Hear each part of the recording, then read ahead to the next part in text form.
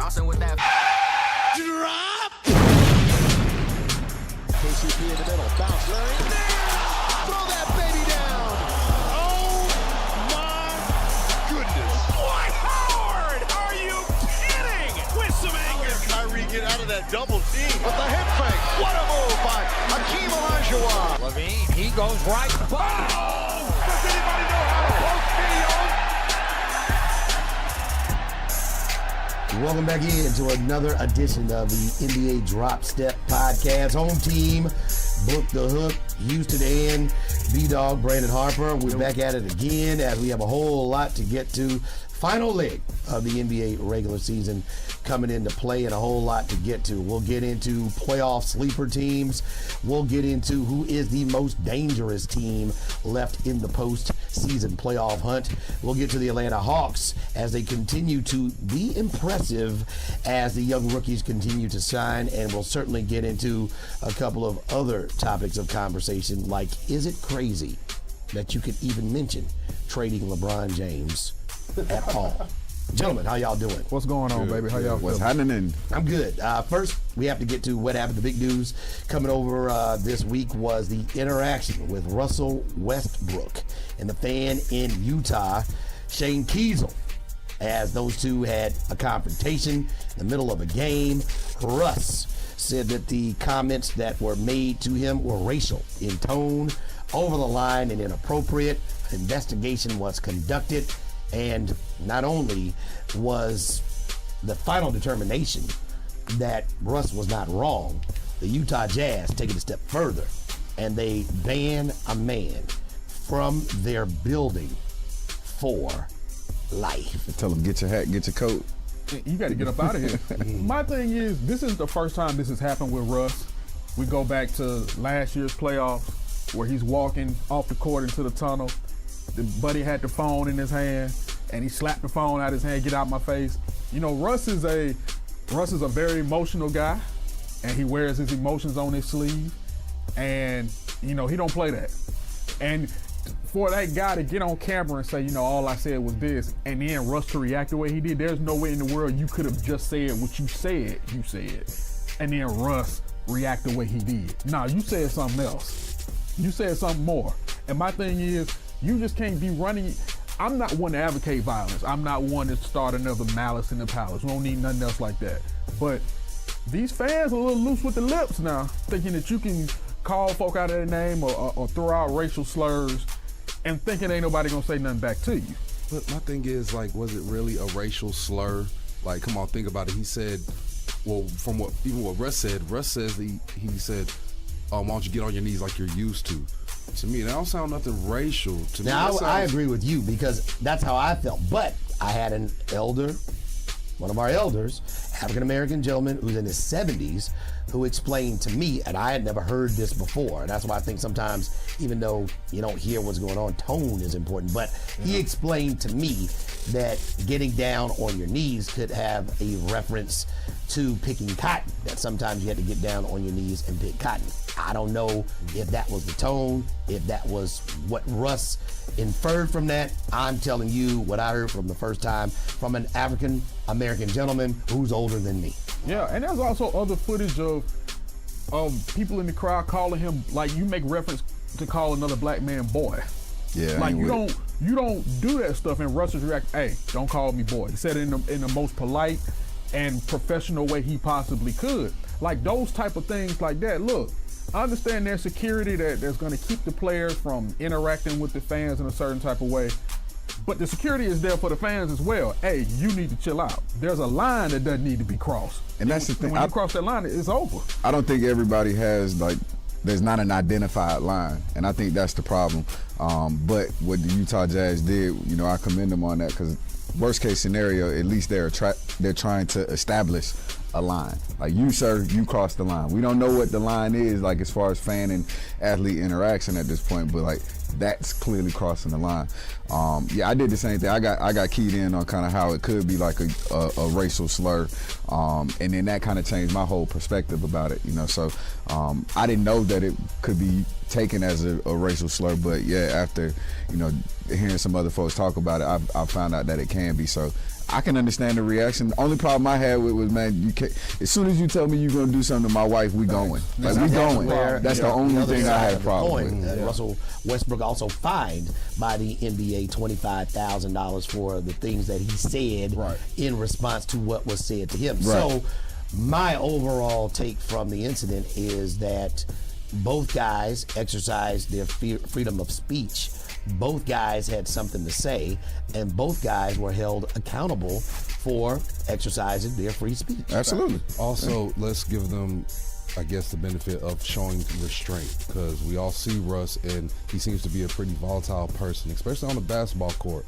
And whenever he has one of these interactions, it always looks like he's on the verge of really wanting to touch somebody.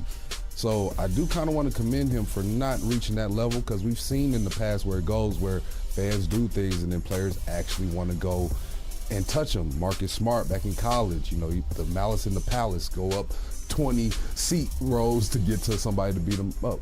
At least he's showing that he's not going to touch anybody. So yeah, good job not giving them what they want. I mean, because you know that's what they want. Well, two questions. You know, have things changed forever in the NBA?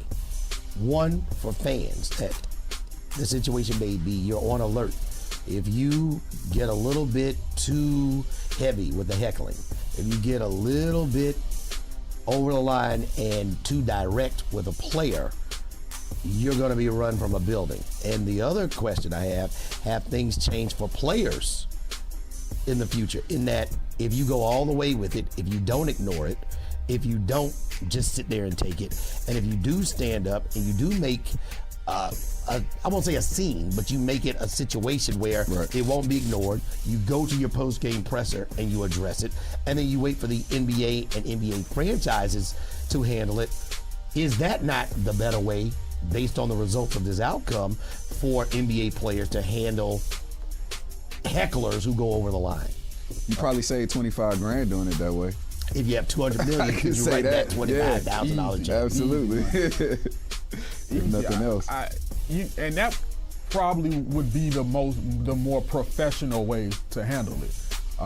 Is to conduct it, you know, in the post-game interview. But, you know, guys like Russ, guys like Boogie Cousins, you know, who really wear their emotions on their sleeve, who any little thing that you, and that's the downfall of those guys, any little thing you can say to them is going to tick them off. But then on the other hand, you got to know, especially as a fan, you're grown, you may have your kids with you, you're sitting here acting like a child, blurting out all kind of things to dudes that you don't know what they'll do to you.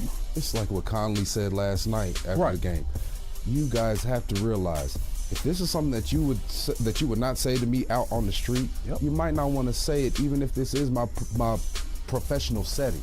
Even though this is my professional setting, you still don't have the right to say what you want and think I'm just not going to react. So keep it as such. And also, you wouldn't want me coming to you, whether you're white, black, or whatever, and saying half of this stuff to you. You're going to feel some type of way. Depending on my size, you might decide to do something to me. So you might want to take that into account when you're talking to guys who are 6'5" and 200 pounds, 280, 275 pounds. Yeah. I think we have to get to the question, where's the line? What is the line for heckling? I think because you have to realize, too, that half of your career will be played on the road.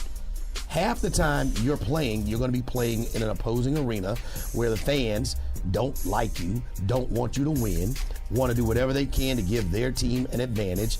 And if they can get under your skin, make you a little bit more distracted, feel like they're making you distracted, or they feel like they're helping their team, half the time as a professional athlete, you're going to have to deal with environments where people won't be clapping and cheering your name. And that's fine. Tell me I suck. Tell me we suck. Right. Tell me I can't play. Tell me that the guy that's guarding me is better than me.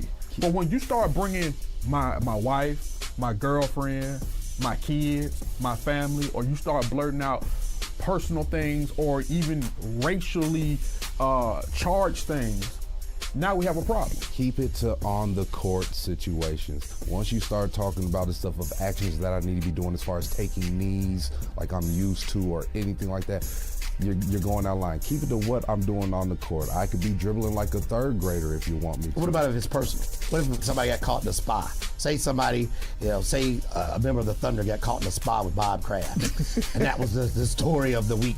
And you come into our home arena, and I know you probably don't want to talk about it. I'm pulling the trigger. Who would pay the extra $100 just to game. get close enough to let you know about your trip to the spy? That is fair game because you still kept it to me and you didn't bring in anybody outside of what is the game. I'm lighting them up. I'm pulling the trigger. Let me ask y'all, what's Some would say that's personal. That doesn't have to do with the court or the game. Yeah, but it's also public knowledge now. Okay. So it may be personal, but it's public now. Well, not even that, because still, even with that, you're going to find ways to say, oh, well, it's public knowledge that you have this girlfriend and stuff. So, no, let's keep it to me. This is me. I am Russell Westbrook or Kevin Durant or Boogie Cousins. Keep it to my identity, not the things that are around me. What I do, that's fine. Perfect example. I didn't mean to cut you off, but years ago when Derek Fisher still was with the Lakers, and the Utah fans, again, his child had cancer of the eye, and one of the guys in the crowd was covering up his eye and had cancer on the shirt. That's way past That the line. is, man. So when you start getting into things like that to try to get under guys, like that's the personal Yeah, you stuff that gotta I'm hit the talking brakes. about. You don't bring anybody's kids, wife, family, especially when they're dealing with something like that, into the fold. Now I got a problem. Let me ask Game y'all stops. Game stops. I see that cancer shirt. The game doesn't stop. We're going to have to postpone the rest of this one. I'm sorry. It's gonna be me and you. Me and you. So let me ask y'all, like, we done all been to a ton of basketball games in our lives, so, like, what's the craziest thing that y'all have said, like, at a basketball game, directed to a referee, a player, anything like that? Oh, I'm not that courageous, bro. Okay. It's gonna be very simple. It's gonna be you suck or stuff like that. I ain't going out of bounds. See, with me, it's never been at a pro game, but when I was in college, at HBCU, sometimes it's not as many people. It's more people at the boys' games than it is at the girls' games. But we did all that heckling at the guys' games, and we would always sit directly in the stands, directly behind the opposing team. And we would let them have it. Y'all sorry. Y'all should have practiced this week. Y'all would be in this position. Coach, why ain't in the game? Because you sorry. Sit back down. And we would just be playing these scenarios out, and guys would just be, you could tell they'd be upset. Coach would turn around sometime, but they couldn't do anything because we weren't saying anything personal. We were just getting under their skin, and we knew it because they'd be turning around, man, y'all just need to sit down. No, you just need to worry about getting in the game. Coach, why you keep getting him the ball, man? He don't want it. He don't want it, man. Coach. Take him out. He don't want it. I just Yeah, go something after the like refs. You cheat. Y'all cheating. Why y'all cheating us? See, that's my about- angle. You get a new whistle. You like the new whistle? Something like that. But it's more within being funny. And that's where I don't think you need to ask people to come to a game, root for their home team, get out of their house, get in their car, pay for the parking, stand in line to get in, pay for the ticket, and then tell them they have to sit on their hands Right. and be quiet. Part of the NBA experience is Absolutely. everybody's close to one another. You're very close to the athlete. The athlete can hear you if you are an opposing fan. So I think there's enough wiggle room for us to determine what is over the line. I remember years ago in Washington, the attorney Robin Thicke, he sat. His season tickets were behind the opposing team's bench, and he became somewhat famous because he would ride the opposing team and the coach so much that when they were returned over the years, they just expected this man to stand up Carved out a for niche. 3.5 quarters and get the business. To me, that's fun. What this guy was doing was not fun, and if his Twitter feed, I don't know if you guys saw some of that, exactly, yeah. a couple of N-bombs, clearly some things that were slanted shed to some one light on it. political side of the aisle. If those things are true, it seems like he came into the building with an agenda and maybe a little bit amped up with a little bit more energy than he needed to And bring. when you do that, you don't get the benefit of the doubt. Like, I don't care how far back you tweeted something, and we've seen it time and time again. People will dig back throughout your history, and they will find what you think is gone. It's never gone. So when those tweets resurface, bro, you don't get the benefit of the doubt in this situation. Even if you didn't say what Russ said you said, in the public eye and court of opinion, you said it. That's all you, old boy. I just looked up Robin Thicke just to make sure I had his occupation right as an attorney, because I did remember he was an attorney on his Wikipedia page, which is not necessarily known as a source that you should roll with first, but it says for Robin Thicke, known for interesting law cases, political activism, sports heckling. That's awesome. He is the GOAT. That's pretty The good. Pretty good. So I think the NBA and the Jazz did the right thing, and Donovan Mitchell, who I did is see an that too. African American man in a situation where his situation is a little bit unique. For sure. I looked up the census reports, and 1.1% of the population of Utah is African American.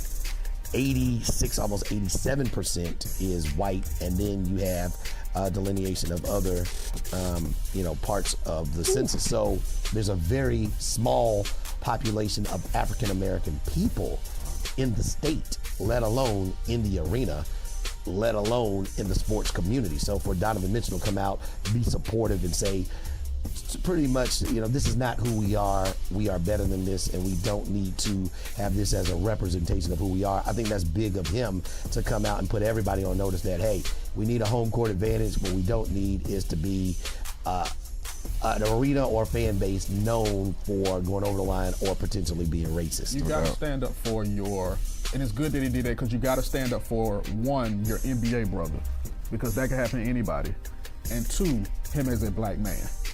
Because the same thing that happened to Russ is the same thing that could happen to you down the line. So even though you do play for the Jazz and you need home court advantage, more importantly, you have to stand up for Russ for those two reasons, and those two reasons alone, more important than the team that you play for. Well, commending him for that, because he still has to go play in that arena. Yeah. Half of the season, and you don't need your own fan base turning against you because you decided with what they would consider the enemy. We'll get to some playoff teams and some sleeper teams. Obviously it's going to be a changing of some teams swapping positions, and certainly in the Western Conference, that 7 and 8 spot is going to be very interesting the last few weeks of the regular season. As we start this week, the Jazz are in the 7th position. The Clippers are at 8. And the Kings are not too far behind, but they're starting to fade a little bit, 4.5 games back.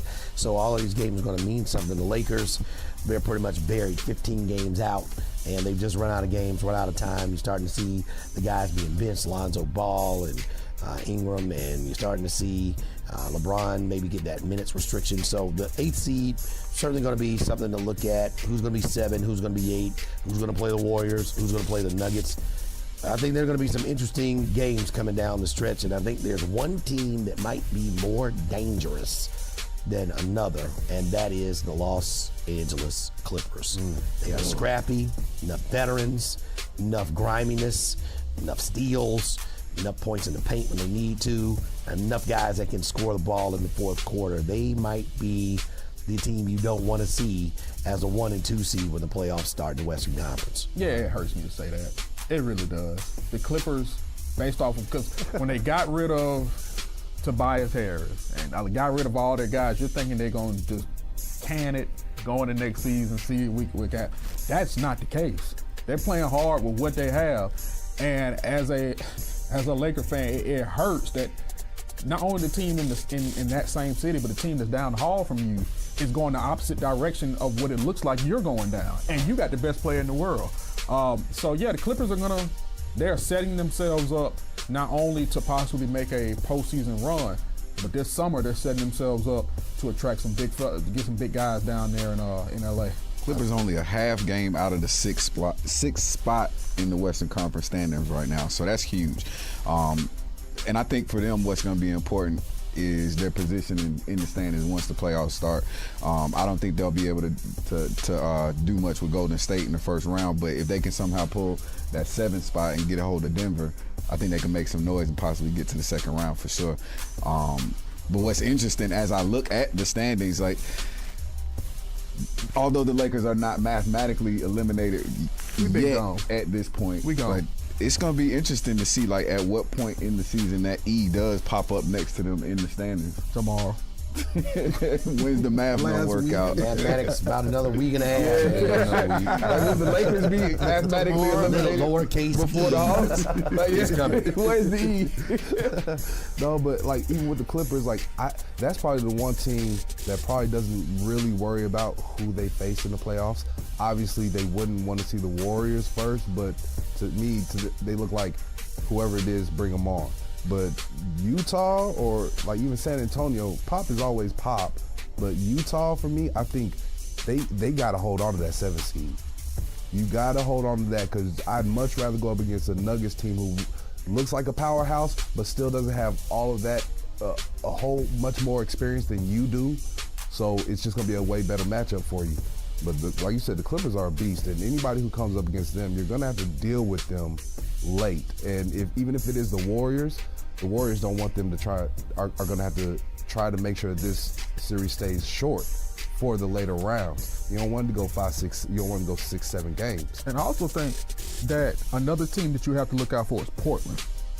Anytime with that backcourt with C.J. McCollum and Dame Dollar, that is a team who I think is feisty, and when it comes to playoff time, they'll have something to say, especially when you have a backcourt like that. You know my thoughts on Portland. I love Damian Lillard. I love C.J. McCollum. I like their team. They remind me of Houston from 2 to 3 years ago, where they just can't put it together playoff time. Like I just have not seen anything from them that makes me want to say I can see them making a run. Other than talent, like they have the talent, but they just haven't been able to put it the same way it took Houston. You know, a couple tries getting into the playoffs with what they got to actually be able to gain some experience, move forward. I think that's what Portland got going right now. So I hope I can see it out of them. And they got a heck of a home court advantage up there in the Rose Garden because that's not a fun place to play for the away team. So I think if they are able to put that together and put together a little run, I think they'll really be dangerous in the Western Conference. In the East, it's there are a lot of teams that have scrappiness, and it's scrappiness but a lack of star power. When you look at Indiana losing Victor Oladipo, Brooklyn really coming on, really they made their move right before the All-Star break, but even though D'Angelo Russell's having a pretty good season, they just don't have that superstar. And then you have to figure out, what the Heat and the Magic are going to do. The Heat holding on to the 8th spot right now. The Magic just 2 games out. So the Heat, it would be good, I think, for them to get in. Dwayne Wade's last run getting into the playoffs, and then if he runs into the Bucks or the Raptors, it's still one more time, and at least in a 1-8 matchup, you still get something for the NBA to showcase. You're going to need some storylines. I think that's the saddest part about the Lakers is that there's going to be no LeBron, whether you love him or don't love him. There's going to be no LeBron at all for any games in the postseason. At least over in the East, you might be able to get yourself a Dwayne Wade in a 1-8 matchup. Man, I can't wait for the Eastern Conference playoffs to kick off. You got a couple different tiers. You got your Milwaukees and your Philadelphias, your Torontos and Bostons, but there's not a big gap between those guys and say Indiana or Brooklyn. They still hanging on, boy. Like, I think that this is going to be a really interesting first round. I think we got upsets brewing. There's not a lot of the better teams in the East aren't necessarily the experienced teams in the East. Milwaukee doesn't have a ton of playoff experience. Toronto has a ton of playoff experience, but with Kawhi being there now, that's why I kind of side with them coming out of the East. If you look at 1 through 8 right now, just everybody in their respective position, and what upset do you see right now with the matchups in the East? I don't see an actual upset for the first round. I think Brooklyn can push. If there was going to be an actual upset, it would be Brooklyn and the 76ers. The Boston beat Indiana, that's not going to be an upset. It's actually an upset the other way around to me if Indiana, even though they have home court advantage, if they win that series. So really the only possible upset is if Brooklyn really stays hot and you get that 76ers team that isn't totally sure about itself. But it seems like lately they're on stride, so I can see both of those as a possibility, honestly. I can see Indiana upsetting Boston. They're going to slow the game down. They're a defensive-minded team. And I can see Boston giving, See Brooklyn giving Philly a run at it as well. Like, I think it's going to be a really competitive first round out of the East. It's going to be some. There are going to be some teams giving other teams fits. Really, is what it's going to boil down to. But I still think, outside of the 4-5 matchup, 1 through 3 are going to advance to the next round. That's how I see it happening. I think there are teams we don't even talk about too, which is kind of messed up to some degree. I don't think we talk about the Pistons at all. I don't think anybody sees them going anywhere. They can hit the boards, but I don't think anybody sees them going anywhere at all. And over in the West, nobody's talking about the Jazz. Now, they had a pretty good season last year, and they've fallen a little bit this year. But, the Jazz and the Pistons, nobody's even giving them a shot to do anything. But with the Pistons putting up 74 points in a game against the Miami Heat, oh boy. That's really the reason why I don't mention them, because those are the type of games you're going to get from them. I can't trust them to do anything. It looks to me like they're still trying to fall out. Fall out of playoff race. In the East. I'm going to draw that. I'm gonna draw that line right under the 5th seed, which is Boston. Everybody else, 6, 7, and 8. Bye. I don't think it's gonna be even let's say a Milwaukee, Miami Heat. I say 5. I say that series goes 5 and we're done. 2. Wade gonna get you 2. 2. Wade gonna get you 2. I don't. But what Wade am I getting? You're getting a retiring Wade. Nah, I don't think. I like 28 in one of those games. Come on, man. Have a little nothing. This is look. I love Dwayne Wade, but this ain't Dwayne. This ain't 06 Dwayne. It is. You saw him after that game winning. What a week ago, jumping on top of the scorers table, beating his chest. He good for 2 of them in a season, 2 or 3. He gonna give you 2 in the playoffs. I don't know about that. I really don't. I don't know. I love D Wade and I love everything that he's meant to the city of Miami and the NBA. But I don't see that happening. Toronto and Detroit. Like I said, Detroit can bang the boards, but I don't think they have enough scoring. I don't think they'll be able to score with Toronto. And then Kawhi, he's there now, and he's wanting to make a statement. Mm-hmm. And then you got 3-6. Look, Brooklyn has been good. Brooklyn has been nice. They've been a nice story. But it's too much firepower. If Joel Embiid is back healthy, it's too much firepower in Philly for Brooklyn to handle. That's a big if, though. That's a big if. He'll be back. He'll be back. And I think even without him, I still think there's more talent. There's more talent on that Philadelphia. Yeah. I just think that Brooklyn team it's a team that they play well and they're happy to be there. To me. And there's no disrespect. I just don't think they have enough to make a serious run, in my opinion. Question now for the local team, the Atlanta Hawks. What are the goals, the final stretch of the regular season? When you talk about not making the playoffs, when you talk about watching the other slick teams or teams that think they're slick, trying to tank and get up there in front of the Hawks, I think the more pressing thing is not to let the Dallas Mavericks get to that 5th spot and you lose their lottery pick. That would be borderline disaster, because the trade is Trae Young for Luka Doncic and the Mavericks' top 5 protected lottery pick. So they need to be 6 so that the Hawks can make sure they get 2 picks at least in the lottery. And so we need to make sure that these guys don't get slick and try to find a way to get an extra piece to help out Luka Doncic and Kristaps Porzingis. That wouldn't be borderline tragedy. That would be an absolute tragedy. If Dallas keeps this pick this year, everything was for nothing. That's the Hindenburg flying into the Titanic. That is absolutely both of them. Man, you can't get worse than that. Like, this is, if Dallas keeps their pick this year, we have to wait till the 2020 draft. Oh boy. If the trade was not in our favor. Like absolutely, like that's the bottom line. Like, I don't care if the player that Dallas picks is the wrong player and he doesn't pan out for Dallas. That don't matter. Like, we lost if they keep that pick. This city gonna flood with tears. Man, like, you're gonna have folks just in rowboats going down Peachtree because it's just full of tears. We've been saying it all season long, you guys. 25 wins. We're at 24 with 8 games to go. Vegas and Dallas already has 27. So all we need, look, they keep it right where they at. It's a race to the end. These games, win one more in the middle of these 8, and we good. And I think the biggest thing, the schedule is going to I won't say take care of. Yeah, we're playing That playoff sounds so teams. bad. We're playing playoff teams like the rest of the way. They have, I believe, I was trying to pull it up. I believe the Hawks have one non-playoff team. The truth don't left always the rest sound of the good. way. Non-playoff It's the team? reality. What do you consider, and when I say non-playoff team, a team that has no shot. So, for example, they do see the Magic, but the Magic are 2 games out of being in the I got you. playoffs. Right. So they'll see the Magic, but they go to Boston. They'll see the Portland Trail Blazers. They'll see the Milwaukee Bucks. They'll see the bearded James Harden. They'll see Donovan Mitchell.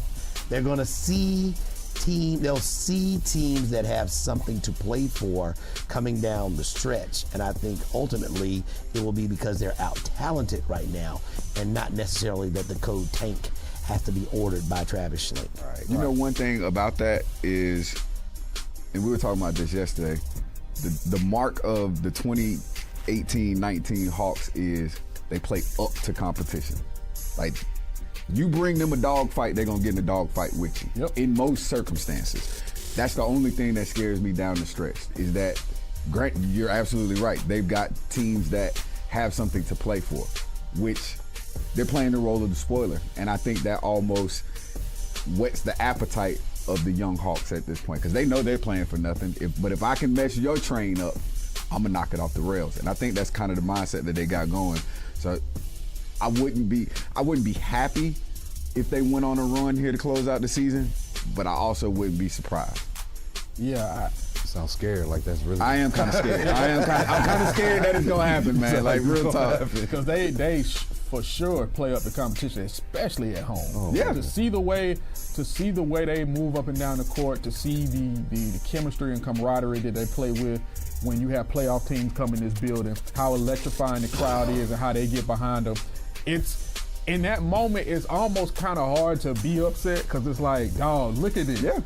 But I still be upset. Oh, really twice. The Hawks will see Boston on the road, Orlando on the road, Rockets at home, Jazz at home, Sixers at home, Pelicans on the road, Portland at home, Milwaukee at home, Spurs on the road, Philly at home, at Orlando, at Milwaukee, take on Indiana to end up the season. It's going to be a whole lot of playing up in them home The games. Pelicans is the only game that they'll win.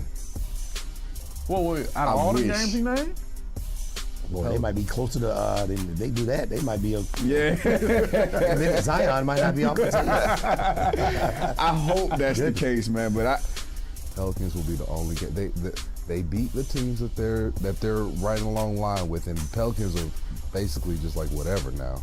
They'll beat them. I like John Collins, the way he's really becoming consistent, and you can see as he gets stronger, he's going to look like he's going to be more of a post man, where he loves to bang. He doesn't mind banging right now, but as he gets stronger, you know, with the ability to add his jumper and his three-point shot this year, this guy is going to be one of those special guys, I think, on the basketball court, as well as his ability to pass and run the floor when they get out and get off to the races. Mr. Double-Double, talking to Lloyd Pierce last night, he was like, look, his points are a product of his rebounds, the energy that he brings, you know, getting rebounds, also getting a lot of easy buckets. Him running up and down the floor allows him to establish himself on the offensive end. So as long as he continues to rebound at the level that he's rebounding and he brings that energy, the points will come. And that's what it's been doing over all season long, pretty much. he's a really complimentary piece to Trae Young and having such a perimeter-based team, just because he's so active on the boards. And just like you said, a lot of his points come on non-scripted plays for him, or just out of a simple pick and roll to where Trae can get him and find him in an easy position right around the basket. So it's a perfect combination. And real quick, I threw this out to these cats this past weekend. I can't remember which game it was that I was watching before this past weekend, but actually it was the one where they got the triple-double and the double-double. They remind me of a young pairing of Nash and Stoudemire. Okay.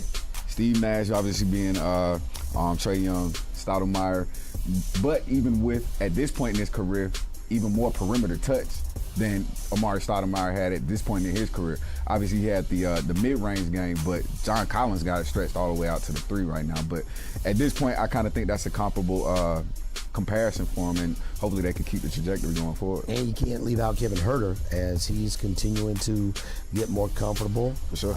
His catch and shoot, as well as, when they're using certain sets to free him up, and certainly he's been ready to pull the trigger and yank when it's his turn to shoot. He's not shy about shooting, as he continues to grow.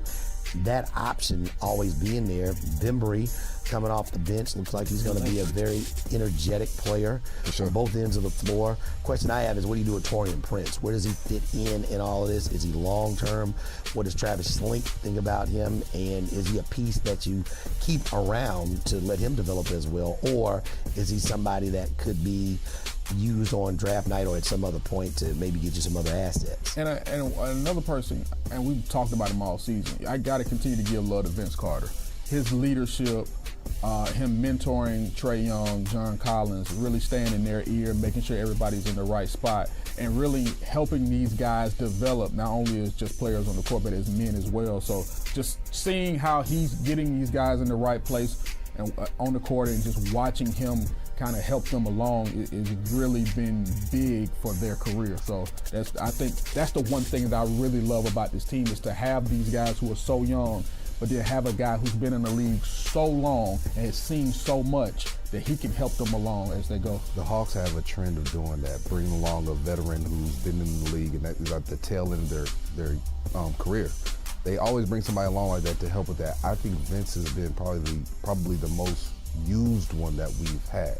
Like, we've actually used him, not just on the court, but off the court, and it's benefited us. He's helped these guys lose gracefully while still learning how to win, I think. I think that's what has been his biggest thing, a contribution. So even if he is to retire after this year, if he sticks around, I hope he sticks around with our team and doesn't go somewhere else. Because I've heard rumors that he's thinking about continuing on and playing on with another team, looking at other teams.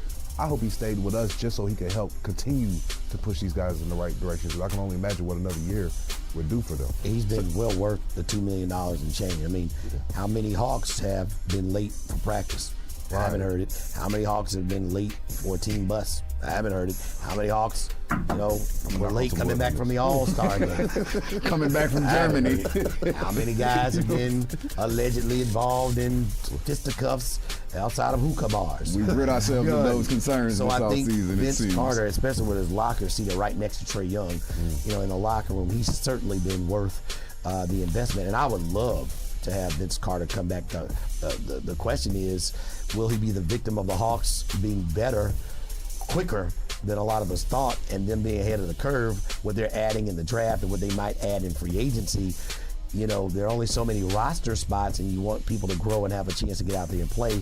Will that ultimately be the reason why he won't come back, not because they don't want him to come back? To your point, home team, I think that with Vince Carter's last two stops, before he was in Atlanta, he was in out in Sacramento and then out in Memphis. Kind of playing a similar role, young teams, getting established, trying to find out how to win, having a positive influence, veteran influence in the locker room. But truth be told, Vince Carter wasn't utilized on the court with those two teams the way that he has been with the Hawks. So honestly, next year, I would rather have, if given the decision to have one or the other, I'd rather have Vince Carter on this team than have Taurean Prince on this team. Because Taurean Prince is an asset. He's coming up. He's going to be on an expiring contract next year. He's going to be more valuable to someone that's ready to win right then than he will be on the Hawks. Right. Vince Carter, bring him back, keep him in the locker room. Consistent message from last year to next year, along with the rookie class that we bring in, kind of preaching that same message. I hope we can get Vince Carter back, and I hope we can flip Taurean Prince for an asset. Well, that's the thing. Taurean Prince, I think that's like he's on his way out the door. Not like I wouldn't want to keep him. I actually like Taurean Prince and think he's a good asset here, but he's going to be more valuable to another team. And he'll be more valuable to us being traded or let go to another team. For sure. I think it started off as a joke, and then it became a topic of conversation. I don't think it's going to happen, but Jeff Van Gundy, some would say, got a little loose when he suggested that the Lakers should not take off the table the possibility of trading LeBron James to better their team. Mark Jackson, I thought, had a stroke in the middle of the conversation. He was so unbelievably shocked by Jeff Van Gundy's statements. Obviously, they're not going to trade LeBron James. They're going to try to keep the man and build the man, a team around him that could help bring the Lakers back to the NBA Finals and maybe to another championship. The question is, do they have enough time to do it? They just were turned down. People didn't want what the Lakers had for Anthony Davis. Now, obviously, the Pelicans might have played a little hardball, and maybe they can get a little bit more. Maybe that deal goes down in the offseason. But they didn't want what the Lakers had to offer. Be honest with you, I wouldn't want what the Lakers have to offer. And there's also the ticking clock we don't hear of LeBron James's wheelhouse. One day he's going to be 35 and 36. And at some point, if you don't have a team around him, you can bring in Kawhi Leonard, you can bring in Anthony Davis, you can bring in Kevin Durant, and certainly those things will put the Lakers on a better track to get to where they want to be. That's still not a team. And do you have the time, and can you beat the time that LeBron James has to beat, which is beat father time, before it catches up to him? They're not going to do it. I was like I said, they're not going to do it. Magic Johnson, Rob Pelinka, if they were to say, you know what, we're looking to shop LeBron James, what this means is we're giving up. We failed before we even go into our first offseason together. And I don't know Magic personally. I don't know Rob Pelinka personally. But if I had to guess, especially with Magic being a big-time businessman, he's not one to just wave the white flag. And Rob Pelinka is been an NBA agent for as long as he possibly has. He's not one to wave the white flag. I think they're gonna let's see what we can do this offseason, because things that happen in the middle of the year at the trade deadline can go down differently in the offseason. You know, you don't. What somebody said 30 minutes ago may be something different, or they may feel different 30 minutes after that. It's a different world we live in at times. So they're not giving up.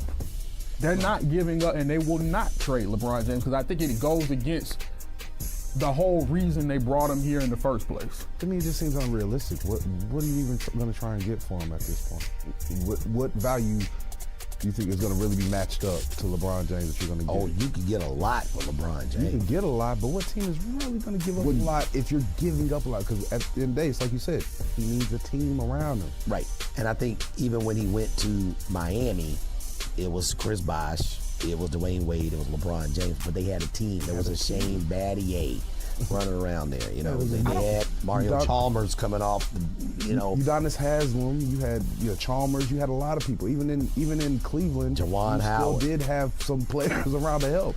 Mike Miller. You had pieces. You had a team. And right now, the Lakers team, even if LeBron James, in my opinion, were healthy, even if Lonzo Ball were healthy, it's still not a good enough team to beat some of these teams, to beat a Portland, to be better than a Denver, to be better than a Houston Rockets team, to be better than the Warriors. It still is not, even with LeBron James. That's not enough. And the question is there enough time to make that better with LeBron James getting older? Really, he signed a 3-year deal with 4th year being an option.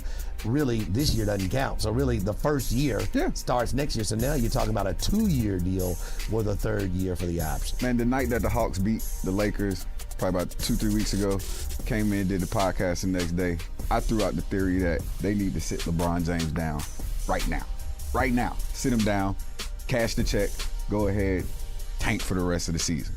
In hindsight, that would have been the best thing that they could have done, like in this season. That would have been that would have been the only thing that they could have done to save this season.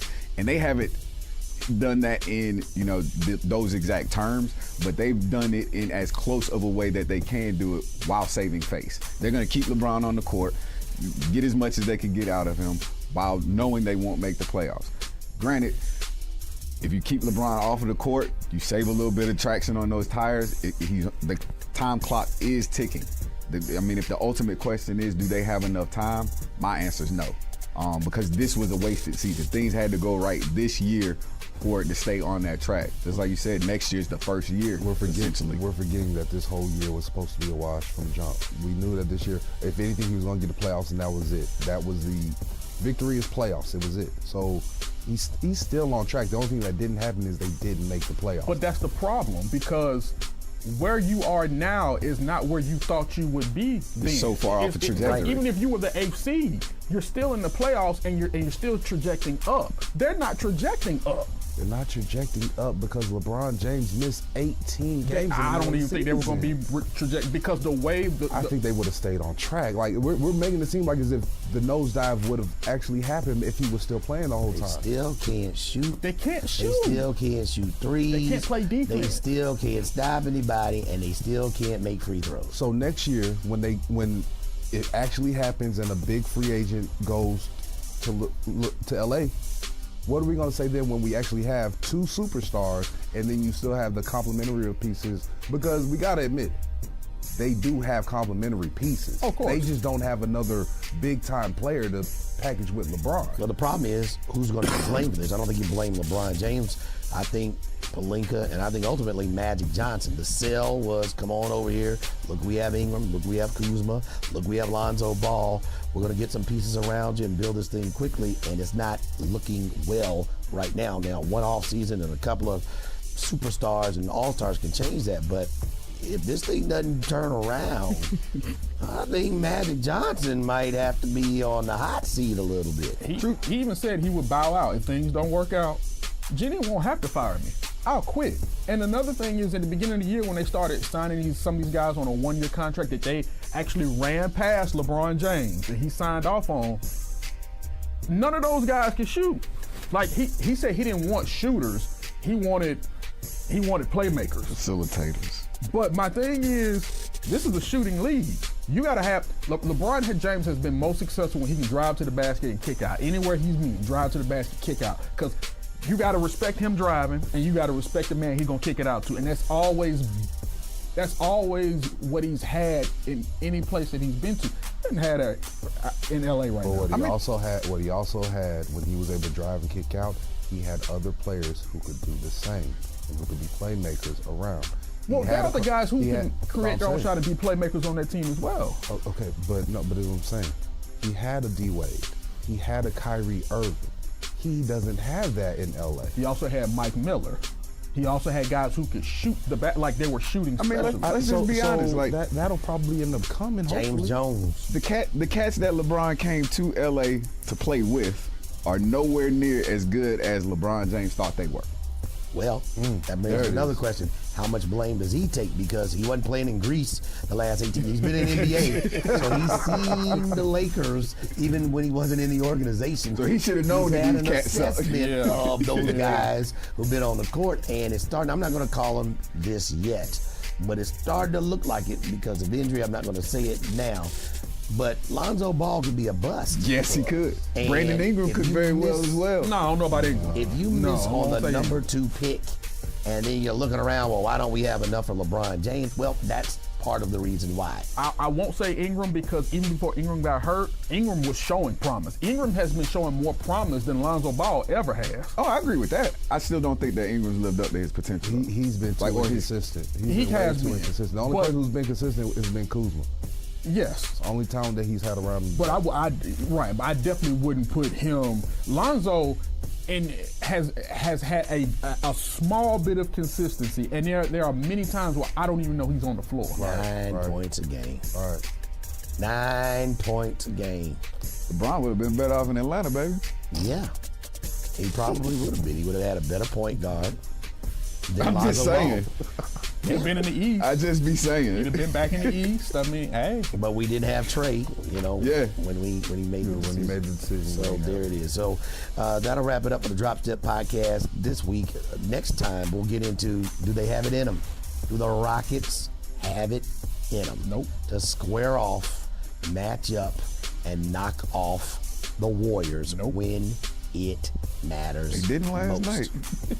Last night it Just said when it matters most, y'all. Come on. We'll get into that. Coach Bud could be a guy who has a chance to upset the NBA basketball world, and I think has a pretty good opportunity, maybe not only to get to the finals, but maybe, just maybe, do some things that nobody expected Milwaukee to do.